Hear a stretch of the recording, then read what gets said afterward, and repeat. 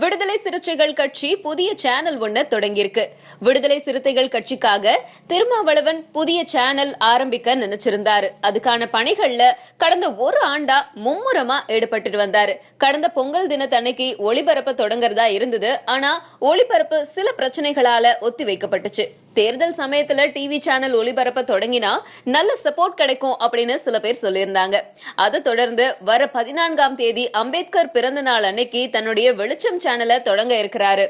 இது பத்தி திருமாவளவன் சொல்லும் போது, தொடக்க விழாவுக்கு மக்கள் நல கூட்டணி தலைவர்கள் விஜயகாந்த், வைகோ, முத்தரசன், ராமகிருஷ்ணன் இவங்களுக்கெல்லாம் அழைப்பு விடுத்திருக்கேன்.